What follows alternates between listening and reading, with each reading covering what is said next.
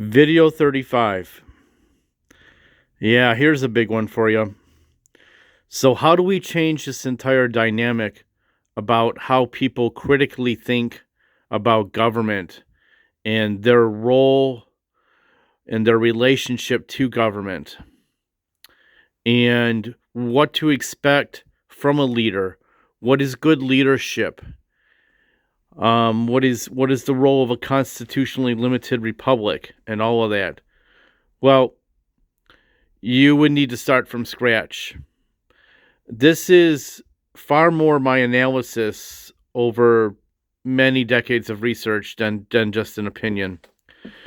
You would need to teach the Greek form of government and the Roman Empire form of government.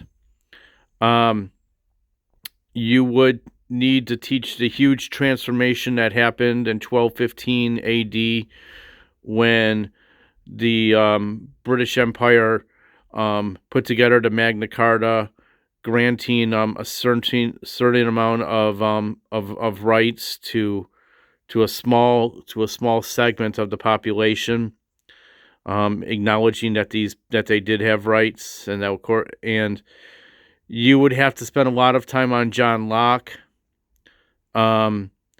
You would have to spend a lot of time on the Articles of Confederation, the Federal Convention, or what's the Constitutional Convention in August and September 1787. You'd have to spend a lot of time on that. You'd have to spend a lot of time on James Madison's notes about the convention. Okay. And then all the papers and all the articles that were written in that period. And the Federalist Papers, as they're known. Then you would have to teach the Constitution itself. Of course, and then you would need teachers and professors at the high school and collegiate level who are capable of teaching this material without weaving in 40% of the class time of them putting in their own political bias. And of that, of course, is the crucible. So everything that I've just articulated, you would have to, if you want to teach all that in high school, that's 2 years right there. So you'd have to start teaching government in the 11th grade to get through all of that. And of course, you need, like I said, you need teachers capable of doing that.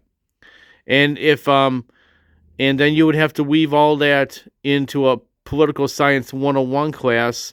That's 2 full semesters at the collegiate level. So you need professors capable of teaching that.